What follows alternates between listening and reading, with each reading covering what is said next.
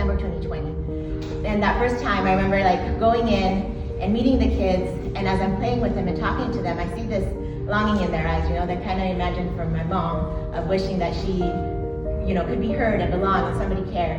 And I just thought, man, I wish there was more I could do. Like, there should be something more I could do. So I remember driving home from that first orphanage trip, and I was just crying and lots of tears, and I just said, dear God, like, if there's anything that I could do for these kids, let me know. Like, I'm willing to do whatever it takes. And the first thing I thought at the moment was if I could get more groups out there. And so I started a school in Utah. It was a hybrid school, and we met twice a week. And the purpose was humanitarian work. And we had basically 5 things we did. We had challenge course that was at a ropes course facility. And so the kids learned that they could do hard things, that they could overcome challenges, work as a team.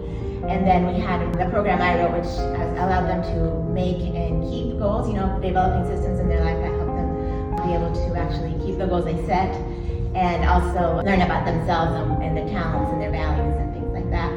And then there was an entrepreneurial aspect to it. So the kids did their own projects, and then they raised money so that they could go on these humanitarian trips and start feeding their own little businesses. There was a permaculture aspect to it. So they gardened, and we had kind of garden therapy, and they were able to learn from the systems that they created about life and about themselves. And we did that for a couple of years. Then we were able to go out to the orphanage 14 times with different groups.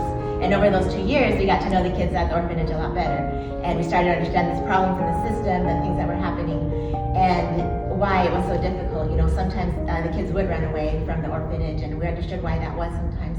Many of the caretakers were kids that grew up at the orphanage, so they didn't know a lot about establishing secure attachments or helping, kids self-actualize and things. And so they just basically were disciplinarians. And especially for the youth, it became difficult to sometimes not feel heard or valued for what you had to offer. And we would go home, and sometimes I'd get a message on Facebook, like the kids would find me after they ran away on Facebook, and they'd say, hey, I ran away, but I'm in this place. Or they'd say, I remember one particular kid, he said, I've been on the streets for 3 days, I don't know where to go, I'm hungry, but I don't want to go back because they're going to put me in a facility for runaway youth, and I've heard really scary things about it. And I remember, I just told them, if you stay on the streets, what are your options?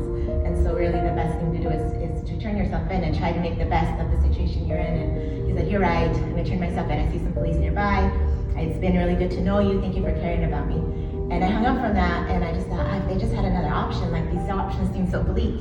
And that's when we started talking about moving to Mexico, and if we could create an option C where they could come and have a safe place to be able to transition into adulthood, then we could help them, mentor them and help them have that kind of safe environment, create a refuge basically, where they could heal from past patterns and move forward. So my family and I sold all our things in Utah, our home and everything, and the money from our home we were able to purchase some land and a home here near Cancun. It's a place called Solferino. And we started building. So the man who we worked for at the ropes course, he came out and built us a ropes course at no cost to us, just the materials. And he stayed for a month and built a ropes course so we could have these experiences for they live here. And we got a company from Costa Rica that helped us build a garden area that mimics the jungle so that they could learn from the systems as well.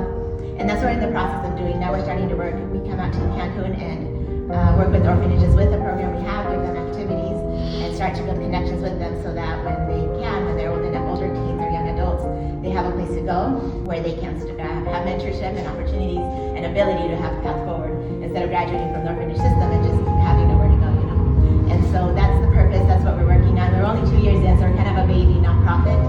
So we have a long ways to go. So this is huge for us because it's going to help us start to be able to implement the programs here. And it's the next little step in building the dorms that we also need in order to have housing when we start things like that. So we're super grateful. Thank you all for this huge gift to us. To find your path mission, $5,000. Thank you.